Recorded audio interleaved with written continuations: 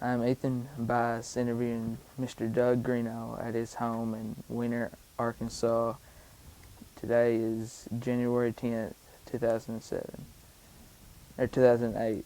What is your full name? Douglas Rex Greeno. Where were you named after anyone?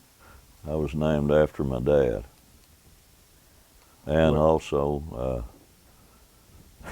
General Douglas MacArthur, World War II. My grandmother he was one of her heroes, and so she suggested they call me that. Of course, my mother, she liked those Western. Mm-hmm. She liked Western movies and stuff, and those singers and stuff. She wanted to name me Gene Autry, but that didn't go over. So I'm glad she named me after Douglas MacArthur. Where were you born? I was actually born in Jonesboro. My dad was working up there at the time, but we were from around Waldenburg. That's where he was from. All of his brothers. And wasn't too long after I was born, we moved back to Waldenburg. When was that? That would have been probably in about 1942. I was born in 40, and so he was working for a laundry company up there, driving a laundry truck and stuff. He got a job up there, and so then he came on back down to Waldenburg and went to work at the Case place, Case tractor dealership. My dad was a real good mechanic, and he was foreman there it was Neely Equipment Company then. It was Case. They had a Case dealership. He came back.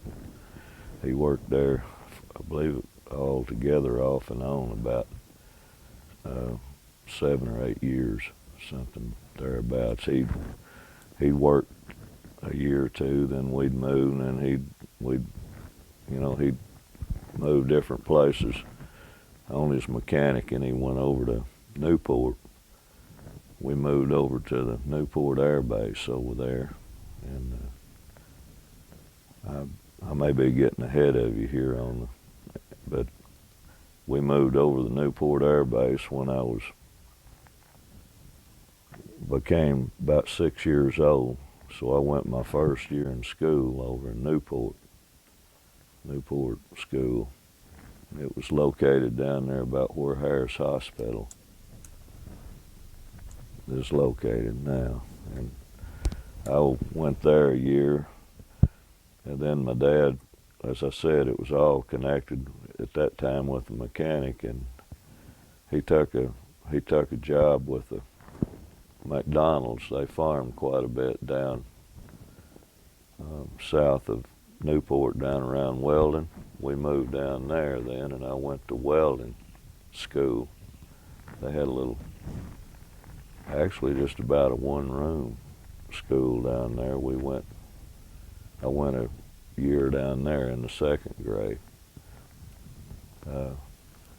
And by that time, my brother Donald, he was born, and he got down sick, and my mother got down sick, so I didn't go to school 1 year. I stayed out and kind of took care of them. My dad worked. I didn't, so I kind of threw me back. I should have actually graduated from school in '58 instead. I graduated in '59. I didn't go, and well, I went part of that second grade, and then I went again. I just didn't go back. Went back then the next year. We'd already moved again. We moved back to Waldenburg, and my dad went back to work there, and we stayed there about a year, and then he always wanted to farm. He loved farming, so he went over with my uncles, and we moved over. here across Langee River over here on the Greer farm over there. My uncle's farmed that in conjunction with Mr. Dinsmore. Watch the cat with microphone.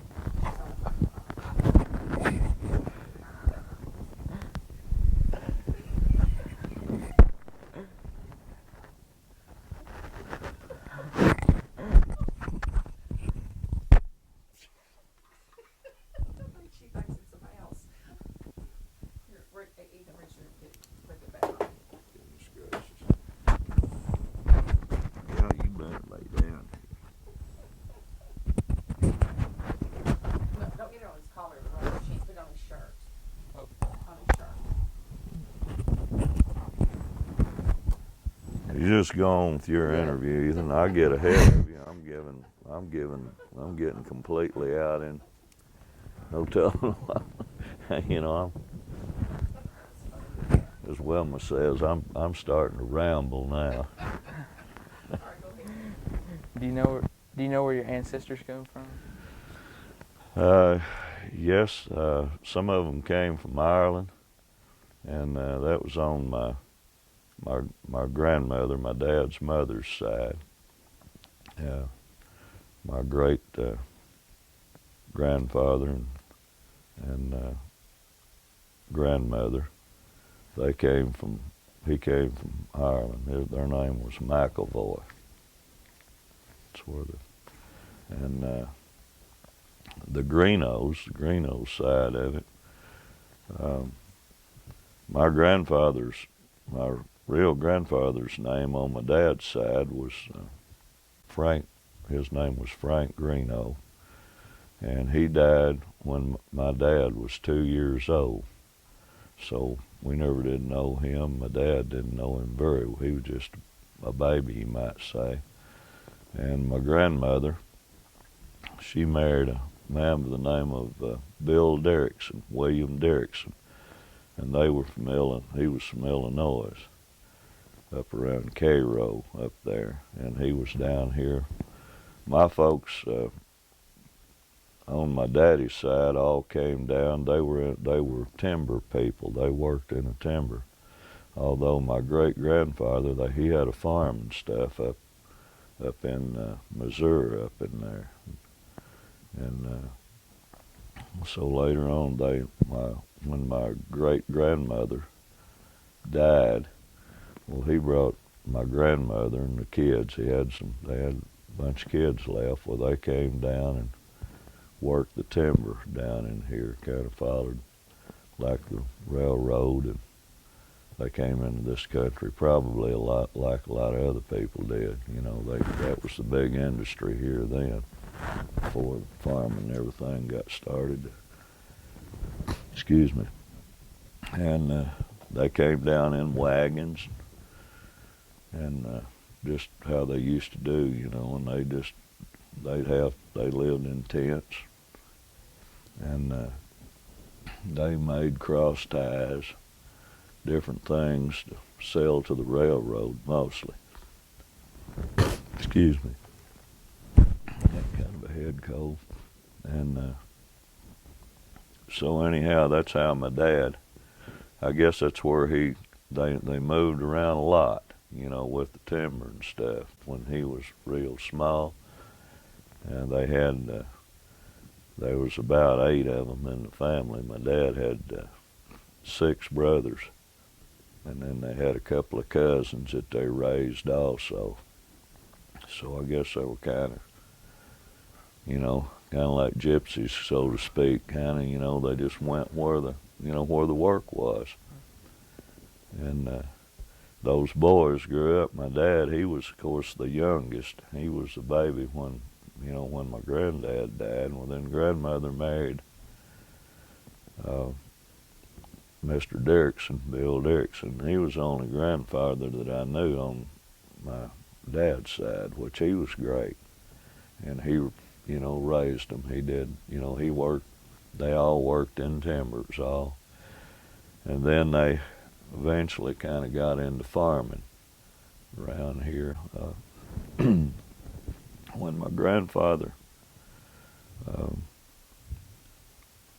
when they finally kind of got established, they did. There's a lot of timber out here, out of Waldenburg, say between Waldenburg and Harrisburg. There were big tracts of timber and stuff, and they worked there a lot. Well, he homesteaded a place out there that now then I guess it actually belongs to J.B. Hubert, belonged to Miss Jessie out there. They called it the number 4.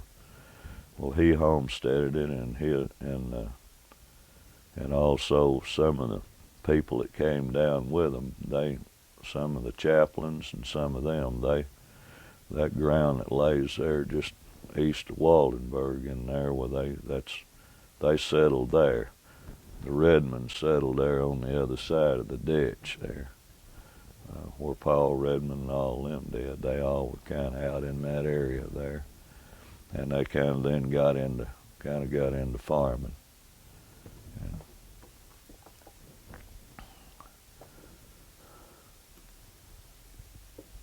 What's something you like me to know about your mom? about my mother, well,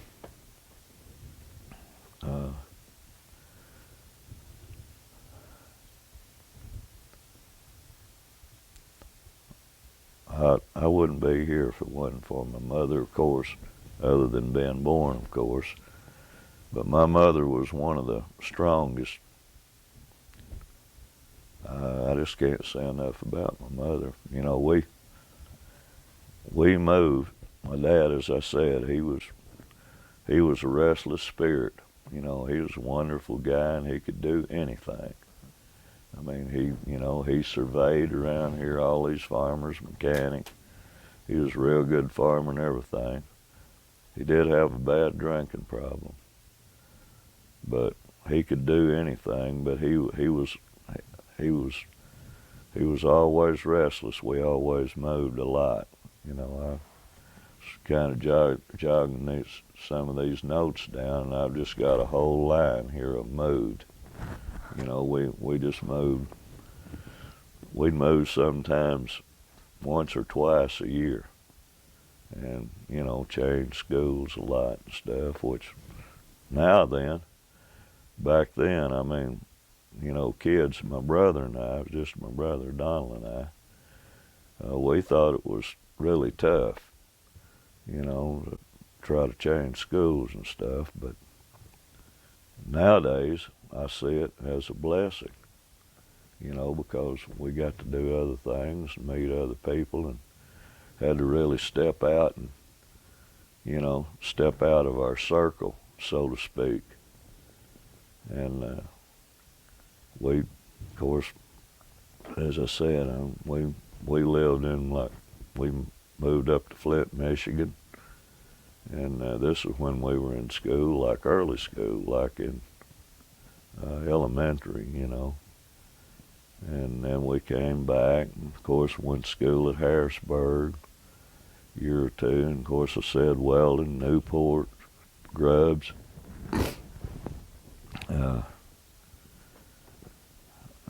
My mother, all the way through this,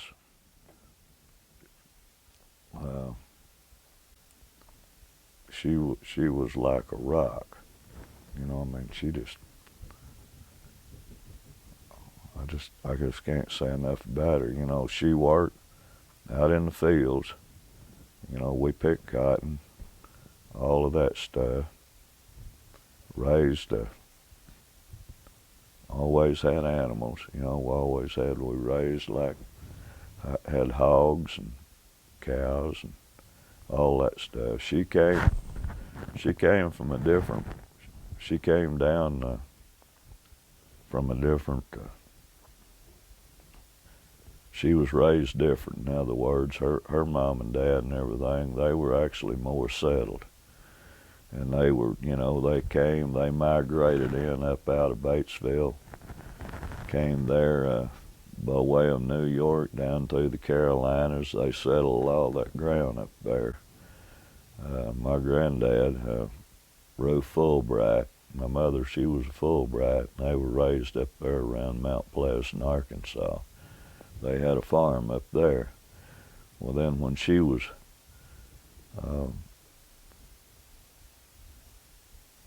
18 years old, my granddad up there, that's probably the only move they ever made. They had a real nice place up there and everything out of Mount Pleasant out there in the hills, and they had about, I think it's about 280 acres of ground up there. Well, anyway, Granddad, he decided he wanted to come down here in the rice country, so he traded that farm up there and came down here and settled over here across the bayou, which at that time, man, it was nothing but a swamp. I know my mother and them, they said that my grandmother and them, they cried when they come down here, because when they got down here, it was like a one-room log shack out there. That was the house. But really and truly, it turned out to be one of the best moves they ever made. That's how you never know. They went ahead, and part of it was cleared up. It's lit.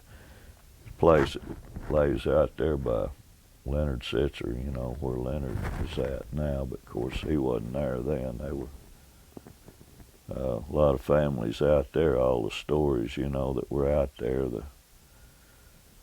There's some pretty tough customers out there then, you know. They were making whiskey and all that stuff out there, and they moved in. They couldn't, you know, they'd moved up there where everything was kind of old head, you know, come in from there. And but just getting acquainted with the people, and you know, they hit it off real good. You know, they had a couple of hard years when they came, but they always worked real hard. My mother, she worked in the fields and stuff, and everything like that until I got up when I graduated from high school.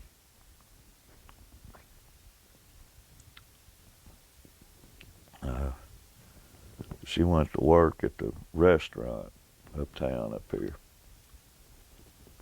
and she worked ever since. You know, that's what she did, was cafe work. She worked a place up here they called the Highway Cafe. She worked there for years. I think she made about $12 a week, you know, when she started.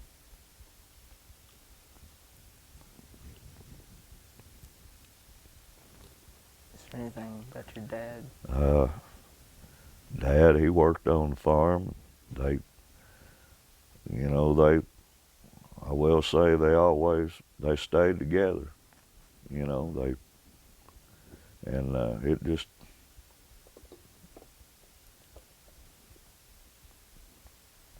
y'all just have to excuse me a minute. It's kind of tough.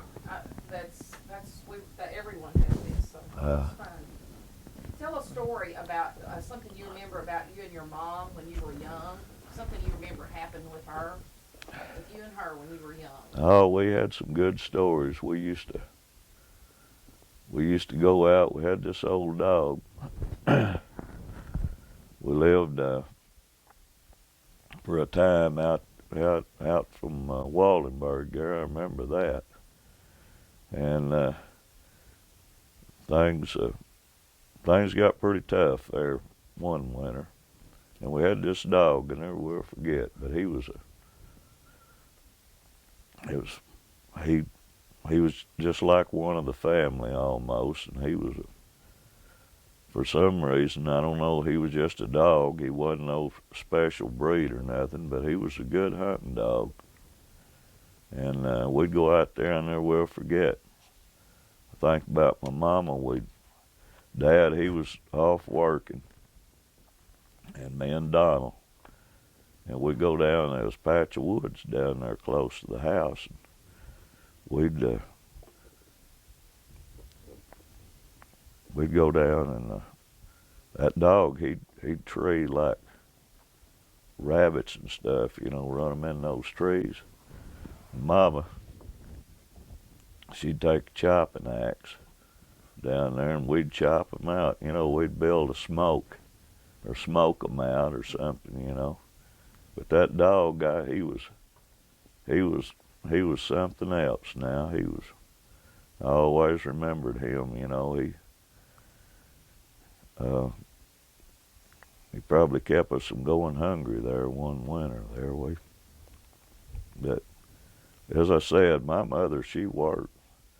She worked just like a man, and was honest. And of course, so was my dad. But you know, well, as I said, I just wouldn't be here without my mom. How did you get along with your brother when you grew up? Oh, great. We fought just like brothers do. You know, he was younger, and when you're young, you don't understand that way. When you're young people, like back in school and everything, and I was almost 5 years older than him, but he wanted to do everything that I did. If you've got a younger sibling that way, sometimes you want it kind of cramps your style, you know. And of course, Dad and them, but he, you know, we just did everything together. Me and Donald, we were real close, still are. What'd y'all do for fun? What we do for fun? Well, we hunted, fished. You know, we had projects going. We'd start us some kind of deal, you know, build us some kind of, you know, few wagons and stuff like that. And there's a lot of funny things happen. If I could just call them to mind. Take your time to think about one of them. He's real.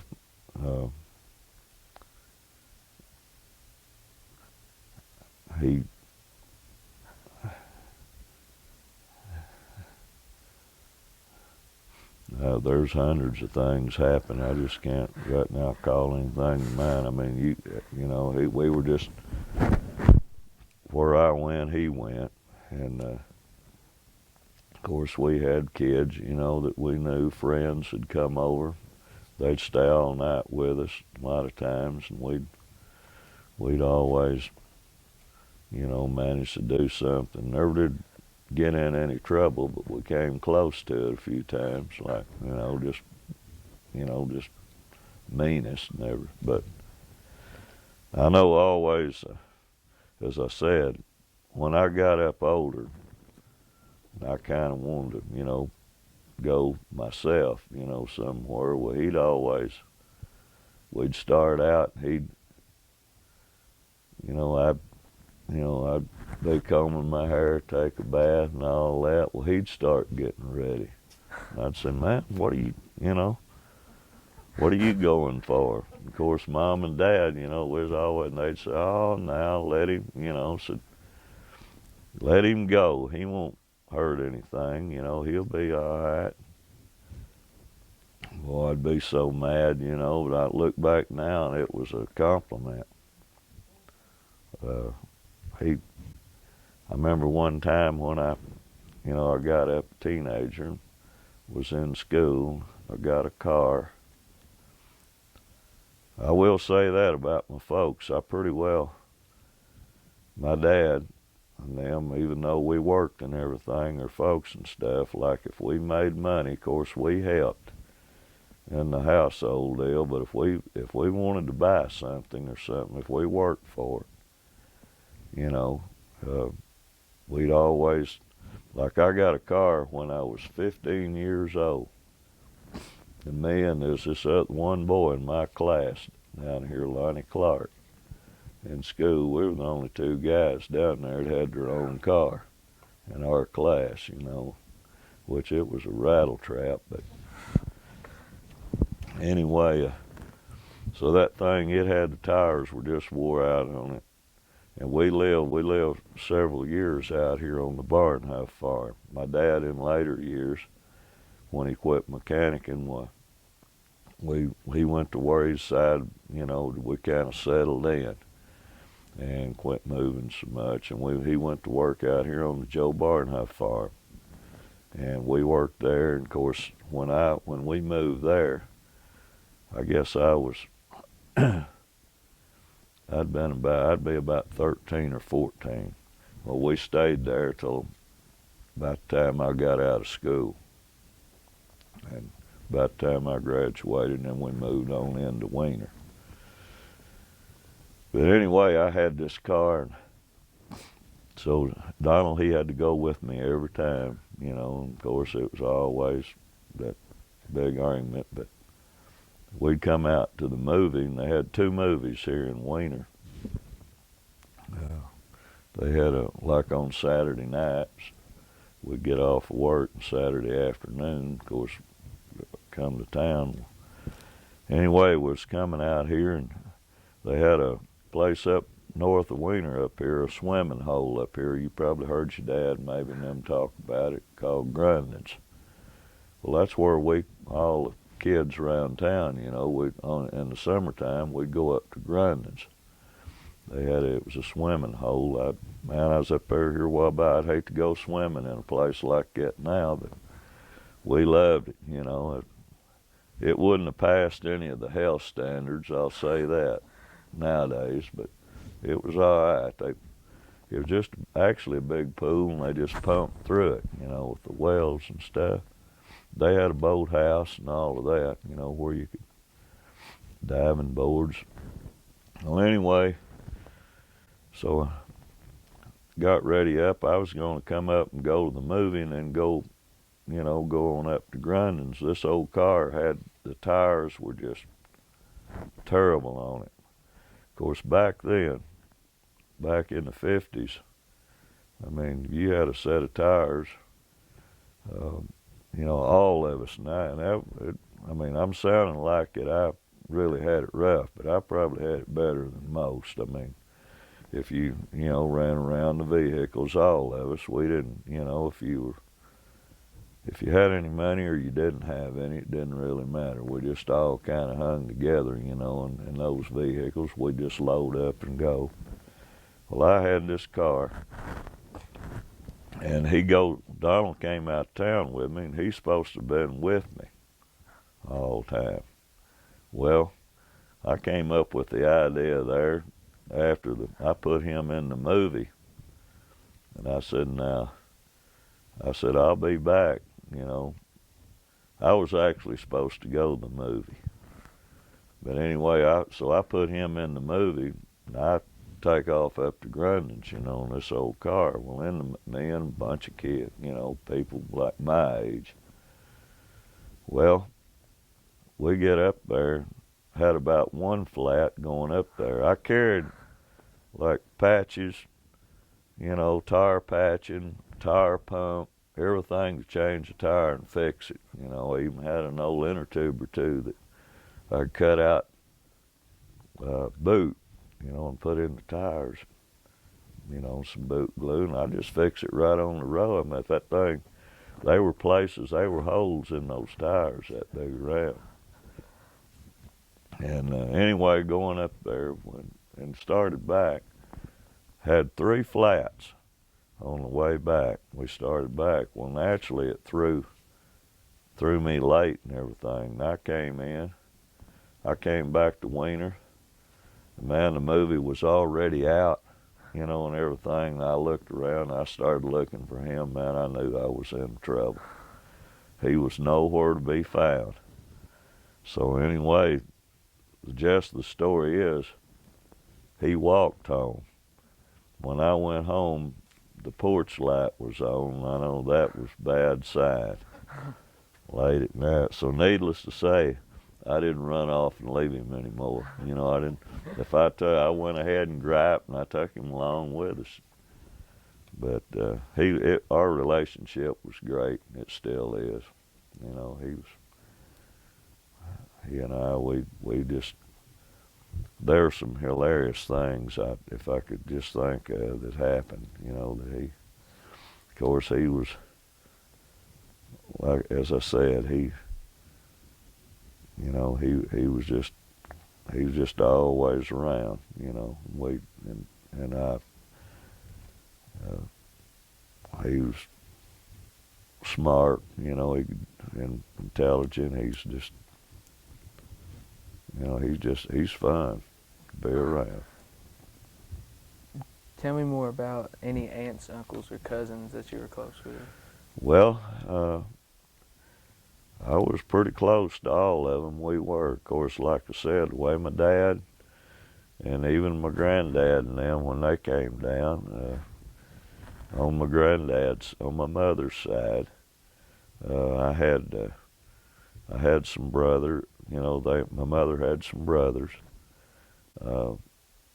She had an older brother, and then she had a brother that was the baby came down when they moved down, and they moved down in wagons and stuff.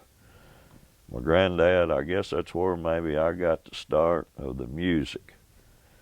Kind of got into music business. My granddad, he played the piano, and they used to told a story. He taught music up there. He was a school teacher too in farming up there, so anyway, when they came down, they moved down in a wagon. Moved wagons, came down. That's a pretty good trip from up there on the other side of Batesville, in wagons. But he had this piano he'd ordered. He bought it out of St. Louis, and they shipped it in on a train. And it weighs a ton. I still have it. It's over at my mother's house.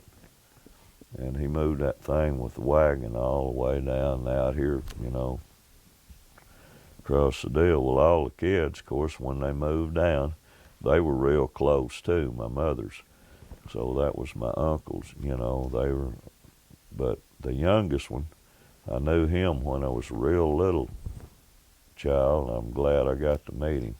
He went to school down here at Weiner, and he got out of school when he graduated from Weiner. He went right into World War II.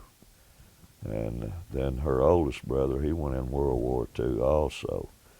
But the youngest brother, he didn't come back. He got killed in World War II. And he's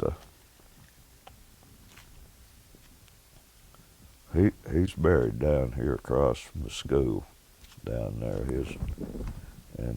He was in Patton's outfit. Big battle over there in World War II. He was real young. He wasn't about 19, when he got killed. What country were they in? Do you They know? were in Belgium. Mm-hmm. And they're just right out of France there. They were What's his name? Golden. Yeah, his name was Golden J. Fulbright. And he had of course, I got a cousin, they named him Golden, And my grandpa and them, my uncle. But anyway, my mother's older brother, Vernon, his wife, Eva, of course, and they had 2 kids. They named one Golden after the brother got killed.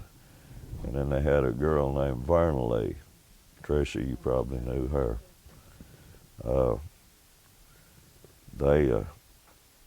That we always visited a lot. We'd go out there. Granddad's, of course, later when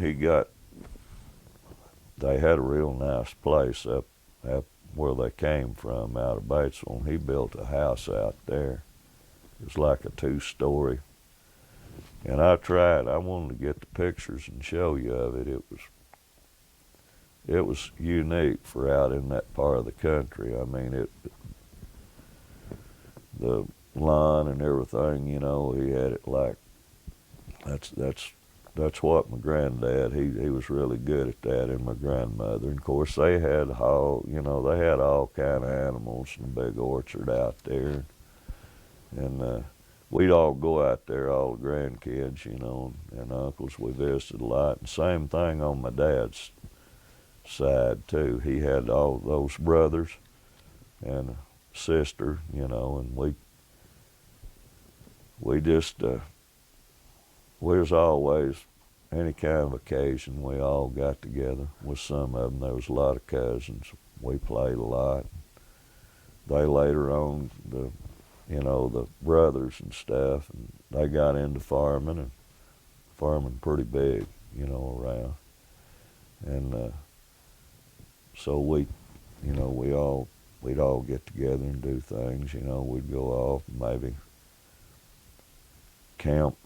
They'd a lot of times on the weekend, just like everyone, we'd get together and go out, and they'd on some river or something, and they fished, and all of that, and all of us kids, we'd swim and play and just had a real good time.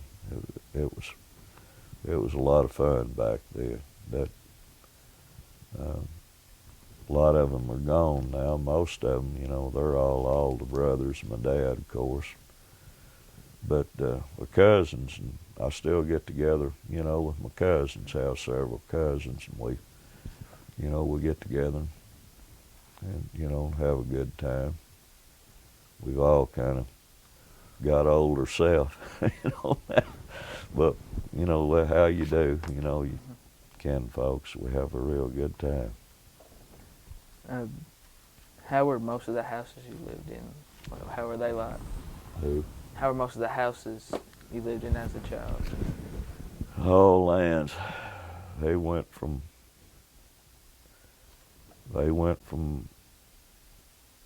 log houses up to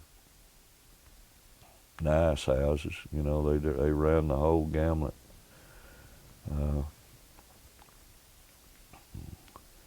We lived in one house. That's at the time, when we had the dog I was telling you about out there. It was a house they'd pull 2 room. It was actually two 1-room houses, and they put them together. Joined them together. But the carpenters that joined them together was probably about like I'd be. And I'm not a carpenter. But you could, literally, no kidding, and I don't know, I've often tried to figure this out on that thing. Of course, it was a tin roof. Somehow how they joined it together. When you'd be in bed at night, you could look up. Sometimes you could literally see the stars. I don't know. There was an opening there somewhere. It just wasn't doing it. It'd come snow or something. And I'm sure y'all have heard, you've heard people talk about it. But snow will get in just about anywhere if it can. We used to get a lot more snow then. The winters were a lot different than they are now. And we'd get like 2 or 3 snows. The seasons were really different. I remember when I was a kid. And boy, you'd wake up, and there might be a ½ inch of snow on your bed. It'd just come in everywhere. Of course, the old windows and everywhere else. And then we lived in some, we lived in places like that was nicer than any that I live in now. But for the most part, they were just farmhouses, and it was just frame farmhouses. And the main thing that I liked better than anything, though, was when you get in houses that had electricity. Back then, and this was pretty well all over, Now they had electricity, of course, here in Wiener and Waldenburg, but out in the countryside, a lot of those places back in the 40s, they didn't have electricity. They may have a main line, but back then, a lot of people lived back off of the roads. It's, now then everyone that pretty well lives on a main road or something, but back then they were little old trails. People had farms. Every little place was a farm then. Now then, the farms are all big. They've all consolidated, and they bought up all those little farm places. But back then, population-wise, there were more people actually, because families, and they most of that stuff they'd homesteaded, and they'd get like 40 acres or whatever, and they'd raise a family there. They'd have enough, you know, they'd raise a little cotton and hogs and cows and all of that, and that's how they raised their families. Well, they didn't have, you know, there wasn't no power line going out there to their place. So you just had coal oil, kerosene, we called it coal oil, then lamps, and of course you burn wood. I mean, there wasn't no, that was the only choice on that. And you'd have those lamps and stuff, and so you really didn't. The only thing you really missed on it was you didn't have a lot of fresh meat and stuff like that because you didn't have a refrigerator, you know. But there was an ice man, and he ran. Guy, he had a truck, and well, his name was Pfeiffer, and he lived over here across Langee. He was the ice man over in this part of the country and over there. And he had a Ford Bob truck, and they had ice plants, of course, like at Harrisburg. And he'd load that truck up like with 100-pound blocks of ice. Maybe some of it may have been 200 pounds, and he had these tongs and stuff. I don't know how, it had to be a hard job. He was a very small man too, in stature, and he drove that. He came around all the places, and he'd pull up. You know, he'd come like, I know, once a week. It may have been more than once, but they had the ice boxes were kind of like refrigerators, you know, and he'd bring a block of ice. You'd buy like maybe 100-pound ice in a block, 50-pound, maybe 100. Usually some of them was 100 pounds, because they were pretty big deals. And he'd come and they'd put that in there. And of course it had insulation, you know, around where the ice stayed, but it did almost the same thing that a cooling unit did on a refrigerator.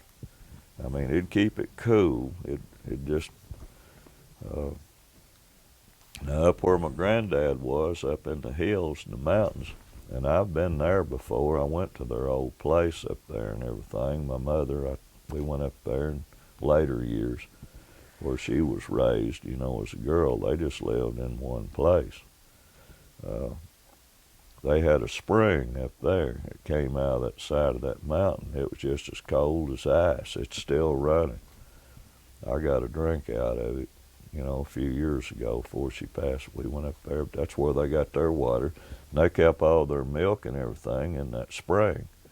They had a place, they put it down in there, and that cold water ran through it, and that's how they preserved it. But around here, that ice, man, that eliminated, you know, you had ice. I mean, you had, you know, some ice. And how long would a block last? That, you know, Patricia, just thinking about it, I think that ice man only ran, I believe he just ran once a week, but he may have ran more than once. Seemed to me like it was just once a week. I mean, it'd finally just get melted down. It had a container there, you know, in the ice box. It caught it as it melt. Of course, you had to empty that, you know. You emptied that, and it just gradually made its way down. I know it was a big treat, and that was even people. Now that was true like here in Wiener. The ice truck ran, and down at Waldenburg. And of course, in most of my younger years were spent down in Waldenburg, but I know on those streets down in through there, of course, there wasn't any blacktop streets or nothing. That road, Highway 14 there, it was gravel. And they finally blacktop, you know, the road going through here, you know, 39 down, but 14 highway, it was gravel for a long time. They didn't even get it blacktop there in the middle of Waldenburg until I think it was about 1951 or 52. But anyhow, everything else was dirt, pretty well dirt road. We'd run down those streets, the ice man would show up, And all of us kids in town, we knew the day was coming. We'd follow along, and when he chipped that ice off, carry those blocks in, you know, he'd chip that, and he had a big old pouch, and he'd fit it over his shoulders, and he'd put that block of ice and, you know, take it in the houses. And us kids, we'd run along when he chipped that ice off, was laying on that truck, well, he'd give us that ice. And boy, in the summertime, you know, like in July and along in there, we'd follow along, you know, eating that ice. We'd follow him all the way through town. I mean, me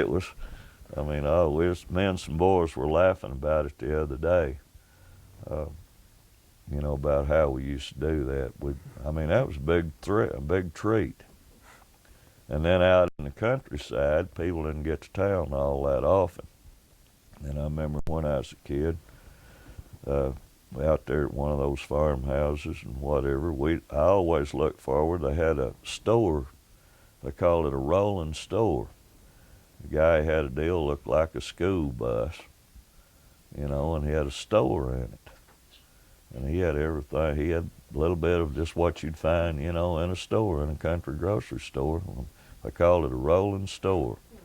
And he'd pull up, you know, he'd have candy and, you know, all kind of groceries, you know, stuff. They didn't have, back then you didn't get a lot of fresh meat. You know, like you can say, well, I'm gonna have pork chops, you know, for supper or something. Well, that hardly didn't happen, but a lot, because even just about everyone, you know, when you did, you went out there and then you killed it, you know, you killed the hogs and stuff, and that's when you had the pork chops and stuff like that. The rest of the meat, it was cured out, and you had it, you know, they'd do like hams and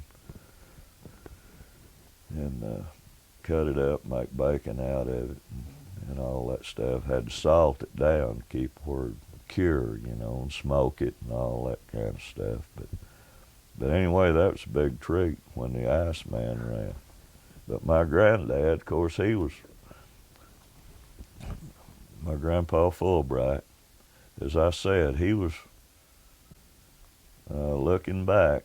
You know, he was kind of always on the cutting edge of technology. If something came out, he had, you know, I mean, he you know, if he could, and he had some money, you know, a little money, nothing, but I mean, it was, you know, in my estimation, he was rich. You know, he had a few dollars. But anyway, I remember they came out with a refrigerator. Of course, they didn't have power up that road up there. They didn't have electricity way up into the 50s. Well, back in the late 40s, early 50s, they may have had them in places like New York, but they came out, International Harvester came out with a refrigerator that used kerosene instead of you know, you didn't have, it had a kerosene burner that activated the coils, you know, that circulated the freon and stuff in the refrigerant deal. They came up with that. And man, it was a nice deal. I never will forget. And he got one. People came from miles around just to see his refrigerator. You know, all the people, they came out. He had ice. You know, I mean, we'd come out and he'd take, you know, Kool-Aid and stuff like that, fruit, you know, in those ice trays and make, you know, I mean, you know, he'd freeze that, and I mean, that seems so simple now talking about it, but man, it was a big deal, you know, just like TV. I mean, I remember there was, when I was, you know, young down at Waldenburg, they had I got to mention something in Waldenburg because a lot of people talk about it. I don't know, some of the kids you've interviewed, maybe older people like me, but they had a hotel in Waldenburg. At one time, Waldenburg and Wiener was, as I said, were big hubs for timber business. And of course the railroad. Well, anyway, they had a hotel in Waldenburg there. It set where that Coastal or BP station or whatever. By the way, when I lived in Waldenburg, I lived in a house there, kind of where the BP station is, and then I lived in the Waldenburg Hotel. They used to just rent it out rooms, and then later on, just families lived in there. And they'd have like a couple. I think we had a couple of rooms or something like that, maybe a 3-room suite.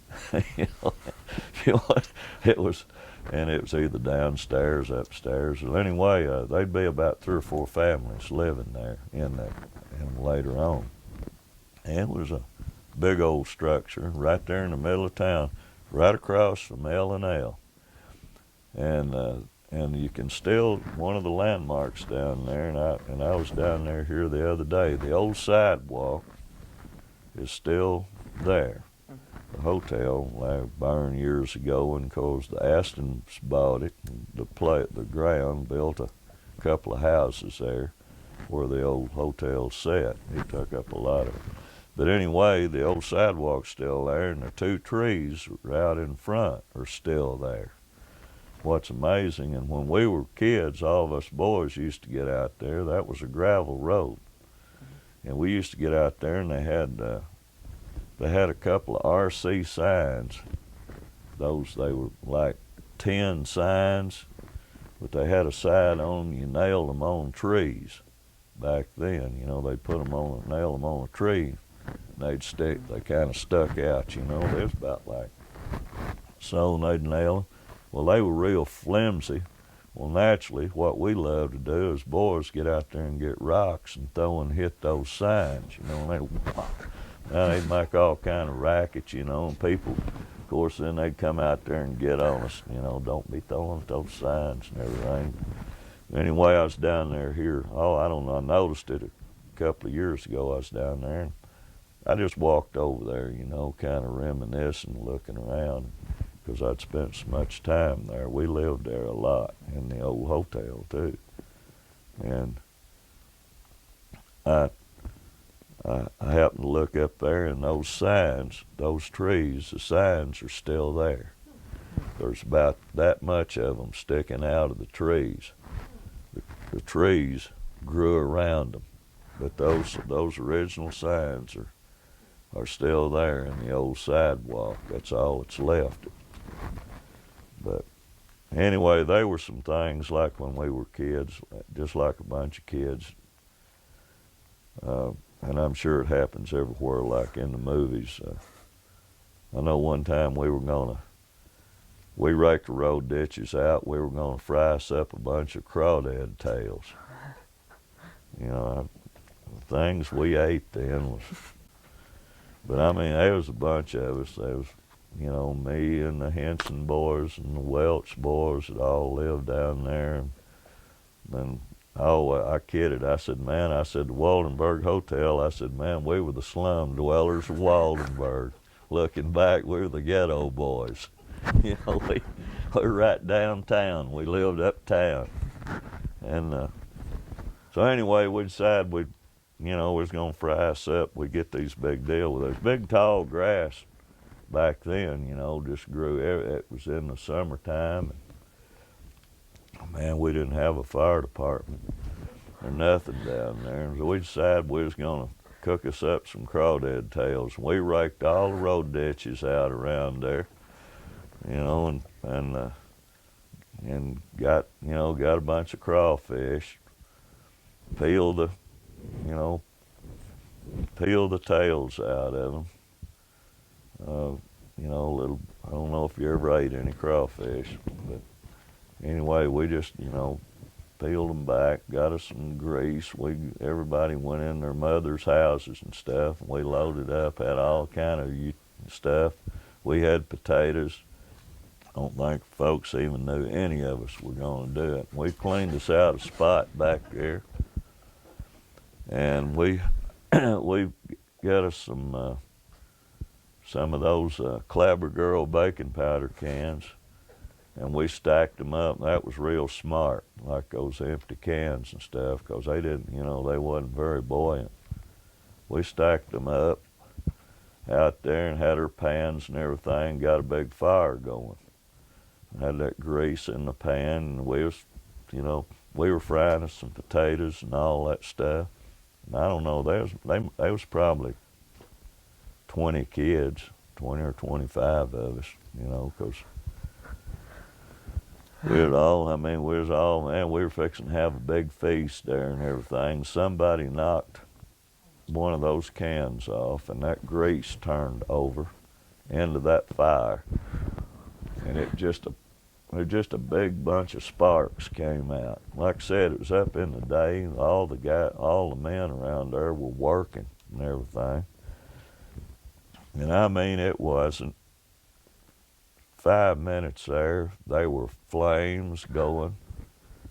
It beat anything I've ever seen. And the hotel, it was right out around it, and all around the hotel was just grass, dead grass and everything. And there's a big lot back there. Luckily, there wasn't any cows in it or anything. Man, that fire, it went across that lot. Of course, there in Wallenberg, there wasn't any houses back there where they are now. Man, we was running. Everybody, it had everyone in town out there. They had burlap sacks, trying to fight it out. When it was all over, they was trying to find out what happened. Of course, we wasn't anywhere to be found. But that was one of the experiences that I remembered in my life. There, we just about burn out the east side of Waldenburg there, all us kids. But it was always, something. But TV there, I had to mention that though. The first TV, well, it wasn't the first one I ever saw. My uncle, of course, farmed. It was in the 40s over around Langee, and they farmed over there. And my dad, he farmed with them too, a year or two. Farmed that Greer farm over there. It was a pretty big operation. But my uncle, Oliver Greeno, my dad's brother, and Wayne Greeno, not my cousin Wayne, but my dad's brother Wayne, my cousin was named after. He farmed Densmore's farm for several years down here. He farmed at Densmore Farm, and it looked great. He was a real meticulous farmer and everything. And of course, one of the downside, him and my daddy, they were down here at Max's, where Max's lawnmower shop.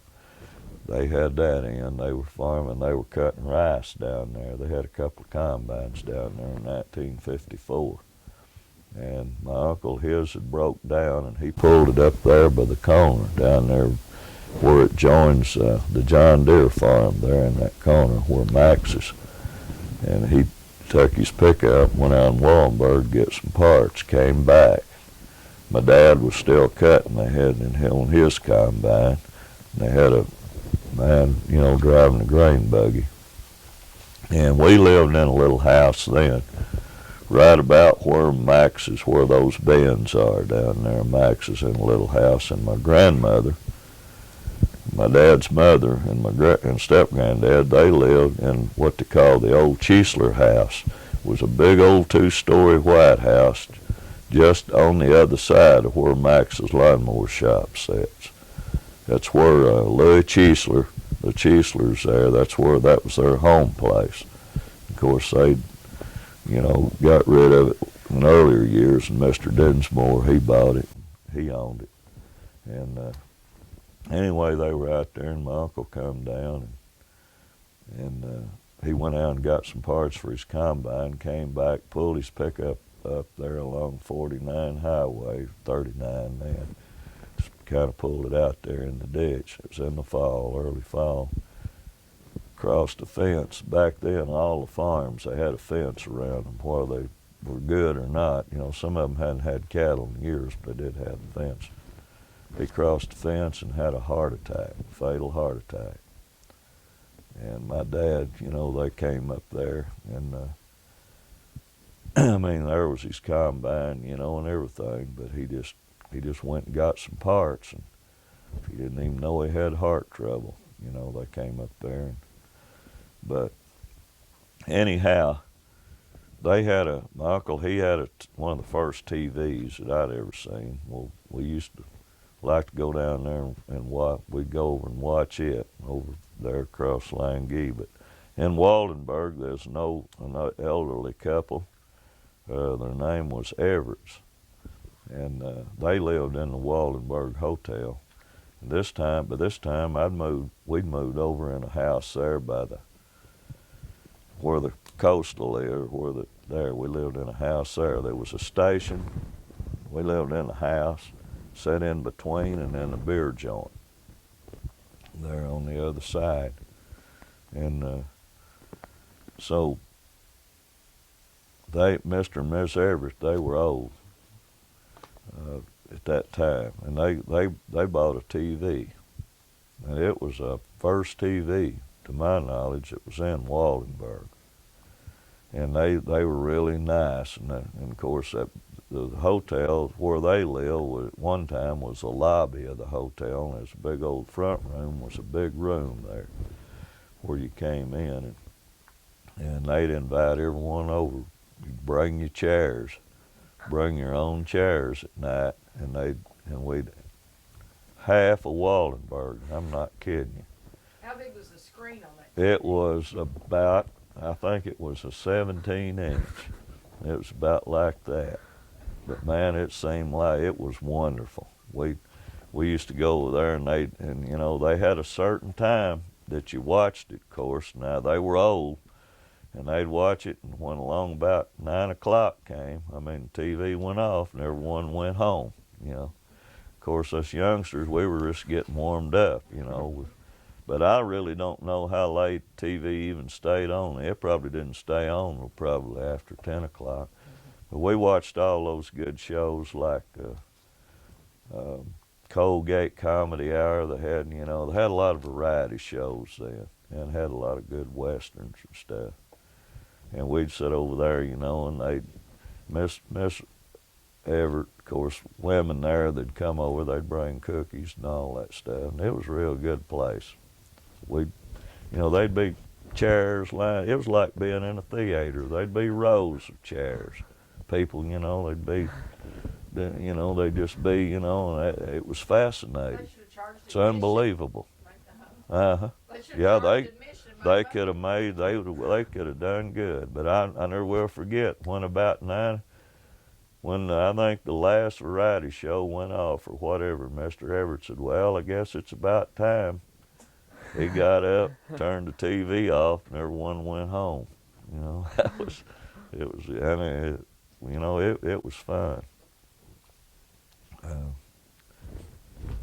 Do you ever go shopping when you were a child?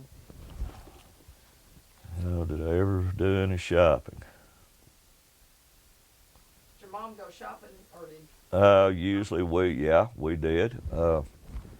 Yeah, we did, especially out on the farm. You know, here in Weiner, like weekend comes, and it's now the way towns are. People, you know, they go, you know, how they all go to Jonesboro and everything. Well, then they came to the small towns. You went, everyone pretty well lived out in the country side, and so when Saturday night came. Saturday afternoon a lot, you know, if they got off of work, they'd try to get around and come to town on Saturday afternoon. Most everyone, some didn't. But you got around, they were stores, you know, there were a lot of stores in Weiner, and Weiner would be full. Then they'd all go to the movie, or a lot of them, the theater would be full. There would be cars. That little old theater up there, I don't know how. Of course, it had a balcony, had people up in the top of it, and then downstairs. and you went in, and they had movies like through the week too. You know, they had movies, but mostly on Friday and Saturday night. A lot of people did their shopping on Friday. They'd buy their groceries and stuff. Well, you came in town, you'd get your groceries from Waldenburg and every place. Of course, they had stores in Waldenburg. You bought most of your groceries down there, but they had dry goods. You know, you could buy, you know, blue jeans, and they were all along the old front there in Weiner. And then over there where Wilbur's store's at, over there by the telephone place, they were stores down through there. And then there was a store over across the track, and of course cafe and places over there also. And so when you'd come in, they had, you know, people would come in. In Weiner, they'd just be people. That sidewalk there, it used to be, that comes there from, it used to be in the old section there where my mom's cafe and stuff was. Of course, there was a couple of cafes there, and there was a drugstore, five and dime store, the theater, furniture store, a dry goods store. Little old lady there called Miss Allen. She ran a dry goods store. She had, you know, and her stuff, bless her heart, it was like, you go in there and get it, it was 100 years old. And she liked to haggle on the price. And all of us guys, you know, about like your age, you know, I'd go in there. I never will forget. I went in there one time. Of course, you know, you give her a hard luck story. I said, you know, I went in there and I said, Miss Allen, I need some shoes, you know, real bad. Went in there and I was going to do something anyway. And she went back there and, you know, and she had them just in boxes and piled up and all that. She finally come out a couple of shoes that matched. I don't know, they may not even been the same size. They were whole. Anyway, I had to have a pair of shoes. It was like those loafer type shoes, you know. For some reason, some function, I don't know. And anyway, I got them. And I said, now, Miss Allen, these shoes, it seemed like they were like $2 or something, you know. And anyway, I think she started out about $4, and I talked her down to about $2, you know, because that's the way she did. That's what, and she was, and anyway, I got my shoes, and I put those things on wherever I was going, and before I even got there, I went through like some water, moist dew or something. And they sewed the soles on then. And the threads had rotted out on those things. And the soles came off. Something I about tripped. I looked down and the sole it came unsewed and had turned back. You know, I thought, my goodness. So anyway, you know, I had whatever it spoiled my trip, whatever I was doing, I wired them up or something, went on. I got on back, I'll go in there a day or two later, and she said, well, now, said, Doug, I told you those shoes, you know, so I didn't guarantee them. I didn't know. Said, here, I'll give you another pair. She gave me a pair of tennis shoes, you know, those black. So I put those on. They wasn't probably much better, but anyway, I was happy. Now that's the way things went around then.